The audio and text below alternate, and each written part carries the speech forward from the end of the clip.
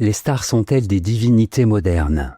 Thèse, il existe plus d'une ressemblance entre les mythes des anciens et ceux dont les stars modernes sont à l'origine. Antithèse, les stars n'ont aucune dimension religieuse. Elles ne sont que le produit de la mode, de la société de consommation. Thèse, les stars sont des divinités modernes. En effet, tout comme les anciennes divinités, les stars vivent dans un monde inaccessible au commun des mortels. Elles font l'objet d'un véritable culte qui associe la dévotion et le désir d'incorporation. Premier argument, les stars ont leur Olympe. Les stars, écrit Edgar Morin, vivent très loin, très au-dessus des mortels. Leur vie, faite de dépenses excessives, de jeux, d'amour tragique, ressemble bien à celle des dieux de l'Olympe. Le commun des mortels s'identifie à leur image, projette sur elle ses espoirs, ses rêves. Identification et projection renforcent l'aspect divin de la vie des stars. Deuxième argument, le fan club est un lieu de dévotion. Au pied de chaque star s'édifie spontanément une chapelle, c'est-à-dire un club. Tout comme dans les anciens cultes, l'amour pour la star est sans jalousie, sans envie, partageable, peu sexualisé, c'est-à-dire adorateur. Autre ressemblance avec la vénération religieuse, le fan offre à sa divinité des cadeaux, des fétiches. Troisième argument, la star fait l'objet d'une incorporation symbolique. Tout dieu, écrit Morin, est fait pour être mangé, c'est-à-dire incorporé, assimilé. L'équivalent du repas totémique, de l'Eucharistie, pour le fan, repose sur la connaissance de tous les aspects de la vie de la star. La connaissance est ici moyen d'appropriation magique. Elle est une manière de digérer mentalement l'image totale de l'idole. En bref, le star system, qui naît avec le cinéma muet et connaît un second souffle dans les années 30 à 50, présente plus d'une analogie avec les anciens cultes religieux. Il est à l'origine de nouveaux mythes. Antithèse, les stars ne sont pas des divinités. En effet, le star system est un produit dérivé du capitalisme. La star est une marchandise entièrement fabriquée. En ce sens, elle n'a aucune dimension divine. Derrière le star system, il n'y a que la stupidité des fans. Premier argument, le star system aurait pu ne pas exister. Selon Edgar Morin, le star system est une institution spécifique du grand capitalisme. À ses origines, le cinéma s'était passé de stars. La star n'était pas nécessairement inscrite dans la nature même du moyen d'expression cinématographique. La starisation de l'acteur résulte de l'âpre concurrence, à partir de 1910, des grandes compagnies américaines.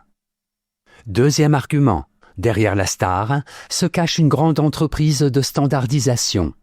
L'Europe du rationalisme, l'Amérique de la rationalisation, religieuse, amoureuse, brandissent leurs gigantesques poupées de carnaval, leurs stars. Ces stars sont taillées sur mesure pour plaire au plus grand nombre.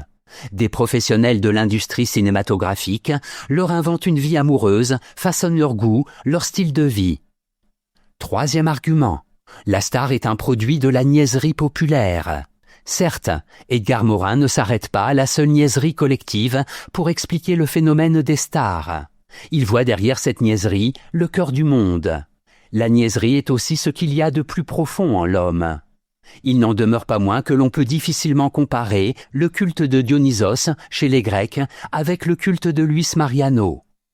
En bref, les dieux ne se fabriquent pas, ne sont pas l'objet d'une lutte capitaliste concurrentielle. La star, paradoxalement, est censée vivre dans un autre monde, alors qu'elle ne quitte jamais celui de l'argent.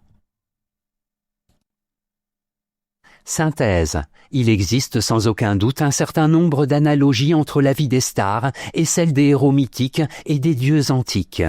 Mais, montre également Edgar Morin, le star system est un univers sans aucune dimension spirituelle, un univers prosaïque dominé par l'argent, la technique et le souci de rentabilité. Morin livre plusieurs extraits de lettres que les fans ont adressées à leur idole, et qui toutes révèlent une grande pauvreté intellectuelle, une absence d'imagination et une immense candeur. L'analyse sociologique de l'auteur montre qu'après la mort de James Dean, le suicide de Marilyn Monroe, la star sans star system n'incarne plus la beauté, l'amour épanoui, le mythe du bonheur, mais le problème du bonheur, de la solitude, de la dépression, de l'adultère, du vieillissement, de la maladie et de la mort. Évolution de la société individualiste, le cinéma de la nouvelle vague qui refuse d'employer des stars, la contre-culture naissante au début des années 70, contestation étudiante, mouvement hippie, sont à l'origine de la disparition du star system. Notes et commentaires. Edgar Morin, sociologue français, né en 1921, directeur de recherche du CNRS. Nouvelle vague. Cinéma d'avant-garde, réaliste, qui naît dans les années 60 avec Godard, Romer, Rob Grillet, etc. Avec la nouvelle vague, c'est le réalisateur, et non plus l'acteur, qui a le plus d'importance. Citation. Du reste, les banques de Wall Street avaient un bureau spécialisé où étaient cotées, au jour le jour, les jambes de Betty Grable, la poitrine de Jane Russell, la voix de Bing Crosby, les pieds de Fred Astaire. La star est donc à la fois marchandise de série, objet de luxe et capitale source de valeur. Elle est une marchandise capitale. Edgar Morin, les stars.